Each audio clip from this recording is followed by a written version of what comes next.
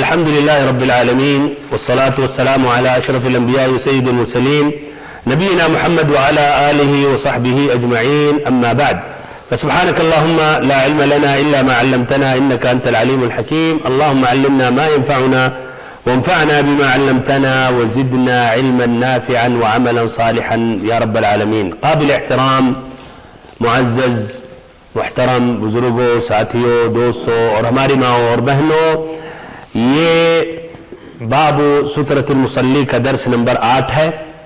سابقہ درس میں حدیث نمبر 7 اور 8 پیش کی گئی.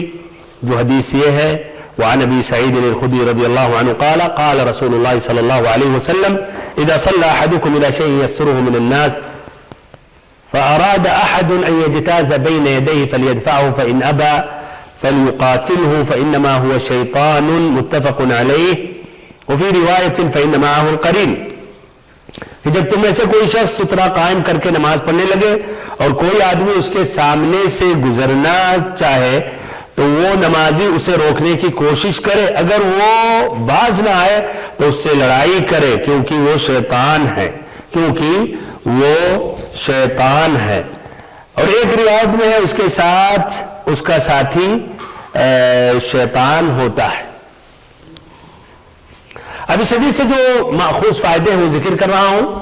پہلا فائدہ یہ ہے کہ اگر کوئی آدمی نماز پڑھ رہا ہے اور اس کے سامنے سترہ ہے، سترے کا اہتمام کر کے نماز پڑھ رہا ہے، اب کوئی شخص اس کے اور سترے کے درمیان سے گزرنا چاہ رہا ہے تو اس کو روکنا چاہیے، اسے روکنا چاہیے اور اسے دھکا دینا چاہیے حسب ضرورت. تو روکنا چاہیے اور ایسے ہی اسے دھکا دینا چاہیے.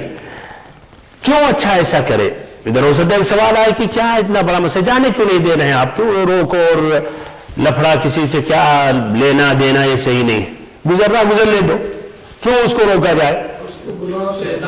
گناہ سے بچانے کے لیے، ایسے ہی اس لیے وہ شیطان ہے. اچھا، اور حدیث میں ہے تو حدیث میں کیوں آیا، اس کا حکم دیا گیا، حکمت کیا ہے؟ نہ تشویش میں نہ آئے. ماشاءاللہ. تو دو اہم سبب ہے. ایک تو اس لیے کہ نمازی کے نماز میں تشویش اور خلل نہ آئے، اور نمبر دو اس لیے کہ گزرنے والا آثم گنہگار ہے، اس کو گناہ سے آپ بچائیں تاکہ وہ گنہگار نہیں ہوں. اب یہ بات واضح ہو جانے کے بعد اب سوال یہ ہے کہ ایسے شخص کو روکنا، یہ روکنا تو مشروع ہے، واضح ہو گئی بات، روکنا مشروع ہے، یعنی شریعت نے کہا ہے کہ روکو، اور اس کی حکمت بھی واضح ہو گئی. تشویش میں نماز، آپ کی نماز نہ آئے یا نماز میں تشویش اور خلل نہ آئے اور ایسے ہی وہ گزرنے والے کو گناہ نہ ملے. لیکن اب سوال یہ ہے کہ روکنا، منع کرنا بلکہ دھکا دینا، اس کا کیا حکم ہے؟ مشروعیت تو عام لفظ ہے، بمعنی ایسی حالت میں دو دیکھنا چاہیے ہمیں، کیا کہ کیا یہ واجب ہے یا مستحب ہے، کیا یہ واجب ہے یا مستحب ہے یا جائز ہے؟ تین بھی ہو سکتا ہے، واجب ہے یا مستحب ہے یا صرف جائز ہے؟ واجب ہے، حدیث کے الفاظ سے واجب ہے. ماشاءاللہ کئی بھائیوں کے جواب سے ہمیں خوشی ہو رہی ہے، ان کا ایک طرح جو جوڑ رہے ہیں فقہ بمعنی اس لیے حکم آیا، امر آیا تو وجوب کرے. ماشاءاللہ یہ بہت اچھی بات ہے، یہ سمجھ کی علامت ہے. لیکن برابر جب سنتے رہیں گے تو اس طرح آپ کا یہ پختہ ہوتا رہے گا. چلیے، تو اس میں بھائیوں اہل علم کا دو قول ہے. پہلا قول، حدیث کے ظاہری الفاظ سے تو یہ بات واضح ہو رہی کہ واجب ہے، کہ واجب ہے کہ اس کو روکا جائے. اس لیے اس حدیث میں کون سا لفظ ہے، کون سا لفظ ہے جس سے استدلال کیا جا سکتا ہے کہ واجب ہے؟ فَلْيَدْفَعْهُ. پھر ایسے آگے فَإِنْ أَبَىٰ فَلْيُقَاتِلْهُ، ہے کہ نہیں؟ تو حکم ہے، امر ہے کہ اس کو روکا جائے بلکہ اس سے لڑائی کی جائے. اور یہ قول امام احمد سے ایک روایت ہے. ایسے ہی ابن حجر نے ذکر کیا الظاہریہ جو ہیں ان کا بھی یہی مذہب ہے کہ یہ واجب ہے. ایسے ہی الشوکانی نے اپنی کتاب یا جو مؤلف ہے نیل الاوطار کے، انہوں نے بھی کہا کہ واجب ہے. تو اس طرح اب آپ کے یہ نہیں ہے کہ آپ جان لے کے جا رہا تو آپ کہ اس کی مرضی نہیں، آپ پر واجب ہے، بمعنی اگر آپ نہیں ہمیں روک رہے ہیں اور جان رہے ہیں تو آپ اس کا معنی مطلب کیا گنہگار ہوئے، گنہگار ہوئے۔ اچھا دوسرا قول ہے کہ واجب نہیں ہے، مندوب ہے، مستحب ہے، اور انہوں نے ان الفاظ کو فَلْيَدْفَعُوا فَلْيُقَاتِلُوا اس کو انہوں نے کہا وجوب تک نہیں پہنچا سکتے۔ الاصل وہ کہہ رہا ہاں بات صحیح آپ کی، الاصل نبی صلی اللہ علیہ وسلم کا ہر حکم ہر امر وجوب پر اس کو لیا جاتا ہے، وجوب پر اس کو لیا جاتا ہے اور اس سے وجوب ہی یہی ظاہر ہوتا ہے، لیکن یہاں واللہ عالم کہتے ہیں وجوب تک نہیں پہنچ سکتا ہے، اس لیے ہم ایسے نمازی پر نہیں واجب کر سکتے جو بھی گزرے اس کا روکنا، یہ تمہارا یہ تم پر یہ لازم ہونا گنہگار ہوگے۔ تو انہوں نے یعنی ایک طرح معنی کے اعتبار سے کہا کہ واجب یہ نہیں ہے۔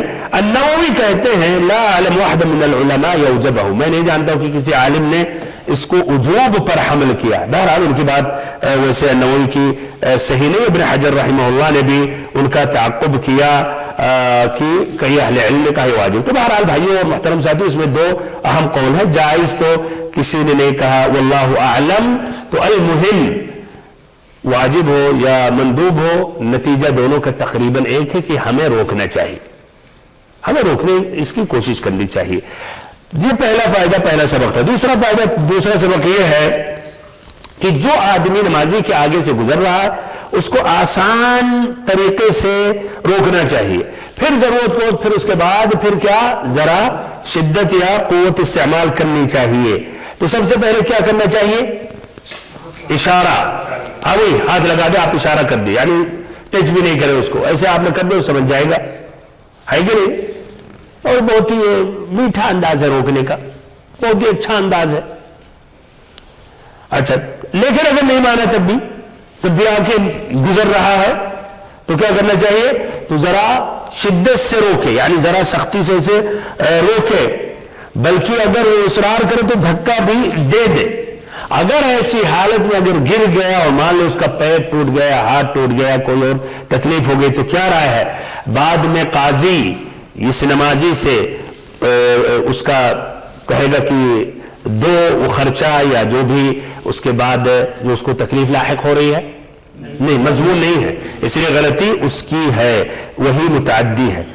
تو یہ ہے آسانی سے نہیں تو اس کے بعد کو شدت سے اختیار کرے۔ اچھا اگر بھائی بہت زیادہ اصرار کر رہا ہے تو کیا اب یہ عقل مندی ہے کہ آدمی اس کے پیچھے لگ جائے؟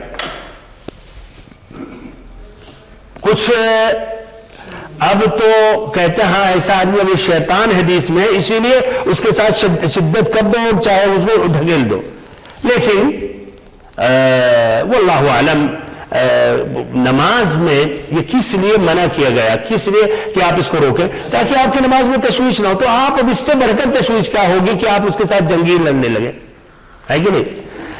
ابن ابی جمرہ کہتے ہیں المراد بقوله فليقاتلوا المدافعة اللطيفة لا حقيقة القتال، کہ فليقاتلوا کا جو لفظ ہے اس سے مراد ہے کہ بہت ہی اچھے انداز سے اسے روکنا، نہ کہ قتال سے مراد وہی لڑائی اور جنگ ہے۔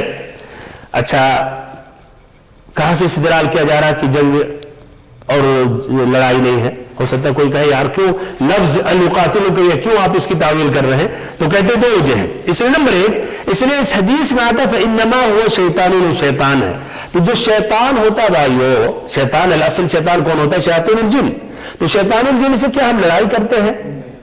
اچھا اس سے ہم بچتے ہیں، کس سے بچتے ہیں؟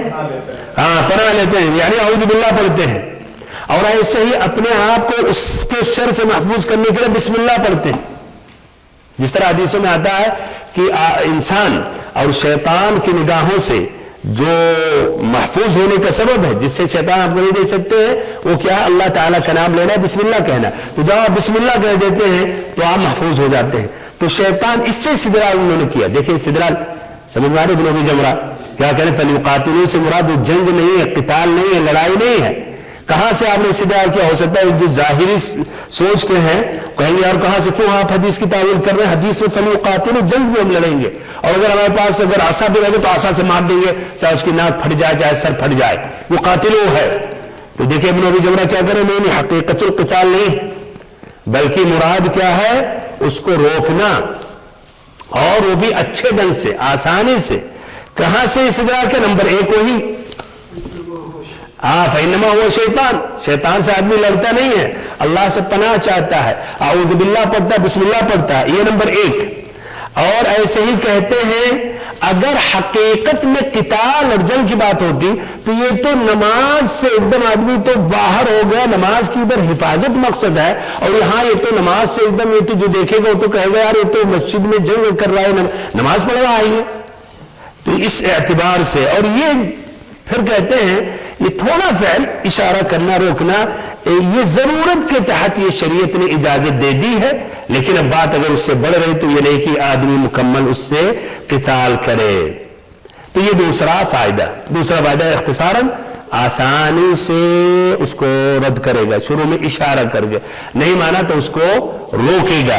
اور اس سے مراد نہیں کہ اس سے جنگ اور لڑائی کرے گا یا اس سے ایک دم ادھر گرا دے گا، پٹخ دے گا، یا عصا وصا لے کر اس کو مارے گا. اس کی وجاہت کی گئی فإنما هو شیطان.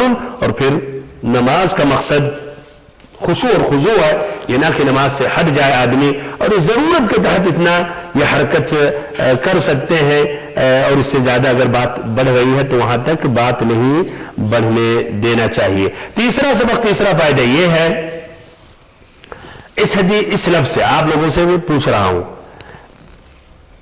اذا صلى احدكم الى شيء يسره من الناس، اس سے کیا واضح ہوا کہ سامنے کیا ہے؟ سترہ ہے. تو اس حدیث کے ظاہری الفاظ سے بات واضح ہو رہی ہے کہ بندہ کب روکے گا کسی شخص کو اپنے آگے سے گزرنے، اگر سترہ ہے تب. اس حدیث کے ظاہری الفاظ سے بات واضح ہو رہی ہے. بہت صحیح. کون سا لفظ ہے؟ پھر سے ایک مرتبہ، اذا صلى احدكم الى شيء يسره من الناس، کہ اگر کوئی شخص سترہ قائم کر کے نماز پڑھنے لگے. اچھا، اب اس کا مفہوم کیا ہوتا ہے؟ اس کا مفہوم کیا ہے؟ اس کا کیا مفہوم ہے؟ یہ تو ظاہری لفظ ہے، اگر سترہ کوئی گزر رہا تو اس کو روکے. اب اس کا مفہوم کیا ہے؟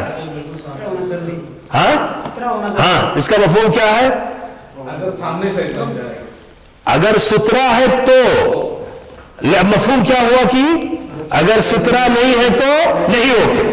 مفہوم کیا ہوا کہ اگر سترہ نہیں ہے تو اس کے لیے جائز اب نہیں ہے کہ اس کو روکے یا دھکا دے، ہے کہ نہیں؟ مفہوم یہ ہوا. تو اب سوال یہ ہے کہ کیا سترہ کا ہونا ضروری ہے روکنے کے لیے، یا اگر بغیر سترہ کے بھی آدمی نماز پڑھا اور کوئی اس کے درمیان سے گزرا تو روک سکتا ہے؟ ادھر اب بھائی آپ سمجھ جائیں سوالی کے انداز سے کہ اس میں ضرور دو قول ہوگا. کئی اہل علم نے اس زاویے سے اس کو سمجھا اور کچھ اہل علم دوسرے زاویے سے سمجھا. تو کچھ اہل علم نے کہا اس حدیث کے روشنی میں سترہ اگر سامنے ہے، پھر کوئی شخص آپ کے سترہ کے درمیان سے گزرنا چاہ رہا، تب آپ اس کو روک سکتے ہیں، آپ کا حق بنتا ہے کہ روکیں. لیکن سترہ آپ نے نہیں کیا تو آپ نے اپنا حق کو ساقط کر دیا. کوئی اگر گزرنا چاہے تو آپ روک نہیں سکتے. یہ انہوں نے کہا، یہ پہلا قول ہے. یہ ایک اہل علم کے بہت بڑی جماعت نے یہ کہا ہے، خطابی، بغوی، نووی، ابن القیم، ابن حجر، الصنعانی، الشوکانی. دوسرا قول یہ ہے کہ نہیں، سترہ چاہے سامنے یا نہیں، اگر کوئی آپ کے درمیان، آپ کے آگے سے قریب ہی گزرنا چاہ رہا سجدہ تک، تو آپ اس کو روک سکتے ہیں. اچھا، اب ان کی کیا دلیل ہے؟ ان کو تو جواب دیا جا سکتا ہے کہ حدیث میں ہے اِلَى شَيْءٍ يَسْرُهُ مِنَ النَّاسِ، آپ نے کیسے کہا بغیر سترہ والا بھی روک سکتا ہے؟ تو انہوں نے کہا اس لیے کہ اس مسئلے میں اور بھی حدیثیں آئی ہیں جو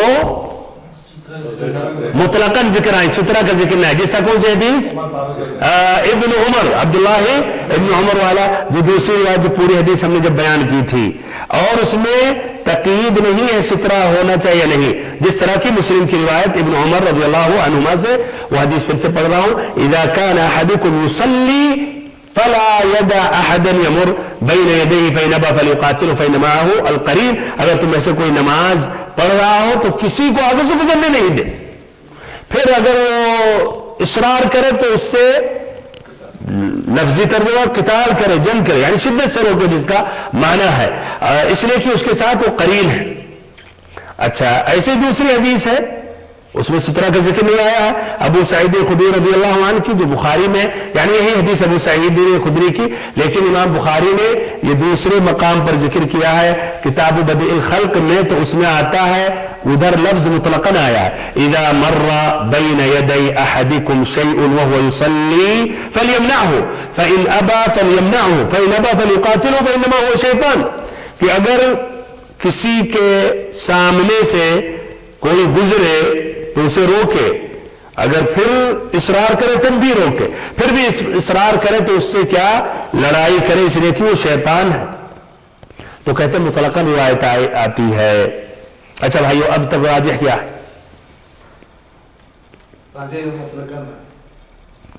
अब बहुत से ऐसे मसाइल होते हैं कि जहां मुश्किल है कि आदमी कहे कि ये राजिह है, ये है कि नहीं।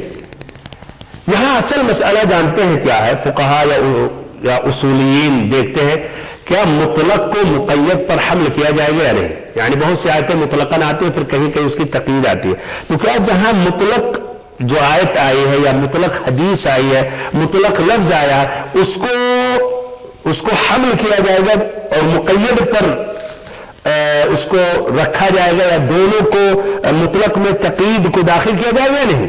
मिसाल से बात वाज़ेह होगी। जैसे मसलन कुरान में अल्लाह ताला ने सूरतुल मुजादला में जिक्र किया कफ़ारतुल ज़िहार में, वो कौन सी आयत है? कफ़ारत अज़्ज़िहार में, कि जो अगर अपने बीवी को कहे कि तुम हमारी माँ की तरह हो, अंति अलैया का ज़हरी उम्मी, तो गोया, तो ज़िहार का एक तवील मसला भाई, उसके गहराई में नहीं जाता हूं। अलमुहिम अल्लाह ताला ने उसका कफ़ारत जिक्र किया, वल्लज़ीना युज़ाहिरून मिन निसाइहिम सुम्मा यऊदूना लिमा क़ालू, जो ऐसा कहे और फिर अपने बीवी की तरफ रुजू करना चाहे तो कफ़ारा, क्या कफ़ारा है? वल्लज़ीना युज़ाहिरून मिन निसाइहिम सुम्मा यऊदूना लिमा क़ालू फ़तहरीरु रक़बतिन, फ़तहरीरु रक़बा, तो एक गुलाम आजाद करे, मिन क़ब्ल अन यतमास्सा, बीवी से मुलाकात होने से पहले, फ़तहरीरु रक़बा, फ़तहरीरु रक़बतिन आया बस। अच्छा, कौन सा रक़बा, कौन सा गुलाम, उसका नहीं क़ैद आया है कि नहीं, मुतलक, इसको क्या कहा जाएगा? रक़बा, कोई भी गुलाम। अच्छा, फिर सूरत अन्निसा में जहां अल्लाह ताला ने कफ़ारतुल क़त्ल जिक्र किया, अगर गलती से किसी ने कत्ल कर दिया तो उधर कफ़ारा है, कफ़ारा में क्या है? दियत देनी चाहिए। अच्छा, तो वमन क़तल मुअमिनन ख़तअन फ़तहरीरु रक़बतिन मुअमिना व दियतुन मुसल्लमा, एक गुलाम आजाद करना होगा और क्या, और दियत भी देनी होगी। तो उधर अल्लाह ने कहा मन क़तल मुअमिनन ख़तअन फ़तहरीरु रक़बतिन, हाँ भाइयों, क्या है पूरी आयत? फ़तहरीरु रक़बतिन मुअमिना, फ़तहरीरु रक़बतिन मुअमिना, कि एक मुअमिन गुलाम आजाद करो। तो कफ़ारतुल क़त्ल में क्या कहा? क्या फरमाया? फ़तहरीरु रक़बतिन मुअमिना, तहरीर आजाद करना, रक़बा गुलाम, मुअमिना मुअमिन गुलाम, है कि नहीं। और सूरत मुजादला में फ़तहरीरु रक़बतिन रक़बा आज़ाद। तो अब इधर क्या इस मुतलक को मुक़य्यद पर हमल किया जाएगा या नहीं? बिमाना यहाँ ज़िहार में, कफ़ारतुल ज़िहार में, अब कोई उसने ऐसी गलती की, अब वो तौबा कर रहा तो कहा जाएगा कफ़ारा करना। अब क्या शर्त है कि कफ़ारा मुअमिना हो, या ये रक़बा मुअमिना हो, या आम रक़बा हो? यहाँ एक महल्ले बहस है अहले इल्म का। तो ये कौल जो है, इसी के बिना पर दो कौल आए। तो जिसने कहा कि मुतलक को मुक़य्यद पर हमल किया जाएगा, तो उन्होंने कहा कि अगर सुतरे का एहतिमाम नहीं किया और कोई आगे से गुजर रहा है तो वो उसको रोके नहीं, इसलिए उसकी गलती है, उसकी कमी है, उसकी लापरवाही है। और जिसने कहा कि नहीं, मुतलक को मुक़य्यद पर यहां हमल नहीं किया जाएगा, तो उन्होंने कहा यह क़ैद अगलबी है, यानी अगलब कि एक मुसलमान को सुतरे का एहतिमाम करना चाहिए, सुतरे के पीछे पड़ना चाहिए, लेकिन अगर बाई चांस उसने नहीं पढ़ा और कोई गुजर रहा तो उसको रोकना चाहिए। इसका माने नहीं कि सुतरा शर्त है रोकने के लिए। तो बहरहाल अलमुहिम हम जानते हैं कि जो साबिका हदीस जो गुजरी, पहली जो हदीस है बाबू सुतरत अल-मुसल्ली की, कौन सी हदीस है? पहली हदीस इस बाब में जो गुजरी, अबू जुहैम, कौन सी हदीस? रवी आलमुल मार बैन यदै मुसल्ली, بخاری مسلم کی روایت کہ اگر وہ گزرنے والا جانتا کہ نمازی کے آگے سے گزرنے میں کتنا گناہ ہوتا تو 40 رکا رہتا. ہاں بخاری وہ 40 سال والا وہ روایت ضعیف ہے، اس کے آگے سے نہیں گزرتا. یہ حدیث عام ہے، چاہے سترا سامنے رکھا مصلی یا غیر سترا. تو اس حدیث کی روشنی میں یہ کہا جا سکتا ہے کہ واللہ اعلم اقرب الی الصواب یہ ہے، چاہے سامنے سترا ہے یا نہیں سترا ہے، وہ گزرنے والے کو روکنا چاہیے، اس لیے کہ گزرنے والا اگر گزر رہا تو وہ گنہگار ہوگا، تو ہمیں اس کو روکنا ہے. اور ایسے اپنی نماز میں تشویش ہوگی تو ہمیں اس کے لیے بھی یہ روکنا چاہیے. اور یہ قول جو ہے یہ شافعیہ، اس میں ایک یہ مذہب ایک وجہ ہے ان کا، یا اس میں قول ہے. ایسے حنابلہ میں بھی اور شیخ بن باز رحمہ اللہ نے بھی اسی کو راجح قرار دیا. بہرحال یہ تیسرا فائدہ رہا. تو خلاصہ کلام تیسرے کا یہ ہے، خلاصہ کلام کہ سامنے سترا ہو یا نہیں ہو، گزرنے والے کو روکنا چاہیے. چوتھا فائدہ، چوتھا سبق اس حدیث سے یہ ہے کہ نماز کے اندر، نماز کے متعلق جس میں ضرورت ہے، نماز کی اس میں مصلحت ہے، تو ایسی حرکت آپ ایسے حرکات کر سکتے ہیں. اس کے لیے کہاں سے لیا گیا ہے فائدہ؟ کہاں سے لیا گیا ہے کہ ضرورت کو تو اتنی حرکت کر سکتے ہیں؟ روکنے کا. اگر کوئی گزرا تو اس کو روکا جائے، اور اگر نہیں مان رہا تو اس کو دھکا دے، تو یہ حرکت ہے یا نہیں؟ لیکن ضرورت کے تحت یا نماز کی مصلحت ہے تو ایسی یا اتنی حرکت کی اجازت دی گئی ہے اور یہ جائز ہے. نمبر 5، اور یہ فائدہ حقیقت میں بہت سے حدیثوں میں، یا بابو کتاب الصلاۃ کی تقریباً ہر حدیث سے فائدہ آپ اخذ کر سکتے ہیں. وہ کیا ہے؟ نماز کی اہمیت، نماز کی فضیلت، اور نماز کا جو اونچا مقام اور رتبہ ہے اسلام میں، یہ ظاہر ہوتا ہے. وہ کس طرح، کہاں سے لیا گیا ہے نماز کی اہمیت، نماز کی عظمت؟ اس حدیث سے. اچھا، ہاں، وجہ استدلال، کہاں سے استدلال کیا جا رہا ہے؟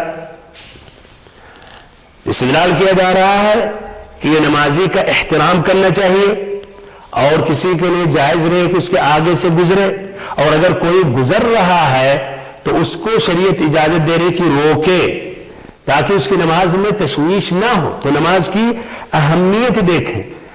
اب اس طرح آپ یہ سمجھنے کی کوشش کریں کہ ہمارے وہ بھائی جو مسجدوں سے گزرتے نماز کے ٹائم پر، اور گاڑی کی آواز، میوزک، گانے پہ اتنا اونچی آواز میں سب کو سناتے ہوئے جا رہے ہیں، کس قدر یعنی ان کے اندر ایک جرأت ہے، اور اسلام کی اس میں وہ مخالفت کر رہے ہیں، اور ایسے ہی اللہ کا خوف ان کے دل میں نہیں. یا ایسے ہمارے وہ بھائی جو موبائل میں میوزک ہوتی ہے اور جب گھنٹی بجنے لگتی ہے تو وہ بند نہیں کرتے ہیں، یا ایسے رکھنا ہی ایک جرم ہے، کیوں رکھتے ہیں ایسا؟ اس سے دیکھیں اندازہ لگا. یا ایسے ہی جو مسجدیں بھائی وہ دکانوں سے قریب ہوتی، بہت سی دکانوں میں نماز کے ٹائم بھی وہی پورا کبھی گانا لگائے ہوئے ہیں، کبھی اور بھی ایسے اس میں ٹی وی زور زور سے چلا رہے ہیں. یہ سب کو حقیقت میں اس طرح متنبہ ہونا چاہیے، ڈرنا چاہیے. چھٹا فائدہ اور آخری فائدہ یہ ہے کہ اس حدیث کی روشنی میں بات واضح ہوئی کہ مصلی نمازی کے لیے مستحب ہے، اور کچھ اہل علم نے کہا کہ واجب ہے کہ اپنے سامنے سترا رکھے، نماز چاہے فرض ہو یا نفل ہو. ایسے ہی نمازی چاہے امام ہو یا نمازی چاہے امام ہو یا منفرد ہو، نمازی یا تو امام ہو یا منفرد ہو، تو سترے کا اہتمام کرنا چاہیے. اور سے سنو بھائیو، نماز چاہے فرض ہو یا نفل ہو، نمازی چاہے منفرد ہو یا امام ہو، لیکن اگر مقتدی ہے تو کیا تو اس کے حق میں یہ مسنون نہیں ہے کہ سترا کا اہتمام کرے. کیوں؟ اس لیے کہ یہ غیر ثابت ہے، یا اس کا ذکر نہیں آیا حدیثوں میں. نمبر 2، اس لیے کہ امام کا سترا پیچھے والوں کے لیے بھی سترا ہے. ایسے ہی کچھ اہل علم نے ذکر کیا، جس طرح کہ ابن بطال، ابن حزم، القاضی عیاض نے، کہ اس مسئلے میں اجماع ہے اہل علم کا کہ مقتدی کو تکلف نہیں کرنا چاہیے سترا کے لیے. اس سے مراد کیا؟ تو تکلف نہیں کرنا چاہیے. بمعنی اگر آگے آ گیا ویسے ہی سترا تو پھر وہ قصدن نہیں کیا تو چلیے اچھی بات ہے بغیر قصد، لیکن اس کے لیے اب کوشش کریں یہاں سترا نہیں ہے اس طرف چلا جائے، انتظار کرے کچھ لوگ ہو رہا ہے تاکہ مثلا سامنے ستون کے سامنے بالضبط آ جائے شاید سترا، تو یہ تکلف میں داخل ہے، اس کی ضرورت نہیں ہے۔ اور حدیثوں سے وہ حدیث بار بار ذکر آئی، کون سی حدیث؟ ہاں وہ صحابی رسول جو آئے اور گدھے سے کچھ صف سے گزرے، ابن عباس رضی اللہ عنہما، اور آپ صلی اللہ علیہ وسلم مینا میں تھے اور آپ نماز پڑھا رہے تھے اور یہ کچھ صف میں داخل ہوئے اور بعد میں کسی نے انکار نہیں کیا۔ اس کی وجہ کیا ہے کہ نبی صلی اللہ علیہ وسلم جو امام تھے، آپ کا سترہ باقی لوگوں کے لیے کافی ہے۔ اور یہ بھی بات بار بار آئی کہ اگر آپ نماز پڑھ رہے ہیں اور امام یعنی مقتدی ہے اور آپ کے سب سے کوئی گزر رہا ہے، اور اکثر یہ ہوتا ہے مکہ مدینہ میں یا بڑی بڑی مسجدوں میں، تو کیا رہے روکیں گے آپ اس حدیث پر عمل کرتے ہوئے کہ وہ شیطان ہے؟ نہیں، ادھر اس کو آپ شیطان نہیں کہہ سکتے ہیں۔ اگر آپ نے روکا تو ادھر ہے کہ آپ یہ جہالت یا نا علمی یا کم علمی کی یہ علامت ہے، تو ادھر اس کو جانے دیں، ادھر یہ تشویش میں داخل نہیں ہے، بلکہ امام کے آگے سے کوئی گزرے گا تب روکنا چاہیے، یا منفرد ہے تب اس کو روکنا چاہیے۔ اس طرح اس حدیث کے متعلق بات مکمل ہوگی۔ ویسے حقیقت میں اور بھی کئی فائدے ہیں لیکن وہ سابقہ حدیثوں میں گزر چکا، لیکن ایک فائدہ اضافی فائدہ ذکر کر کے بات ختم کر رہا ہوں۔ کیا جائز ہے کسی انسان کو ہم کہیں کہ شیطان ہے اگر اس نے ایسا کام کیا جو اسلام کی اس میں مخالفت ہے؟ کیا کہہ سکتے کہ شیطان ہے؟ کہہ سکتے، دلیل کیا ہے؟ فَإِنَّمَا هُوَ شَيْطَانٌ، کہ یہ شیطان ہے، تو اس سے استدلال کیا جا سکتا ہے کہ اگر شیطانی عمل کوئی انسان کر رہا تو اس کو آپ کہہ سکتے ہیں کہ یار تم شیطان ہو۔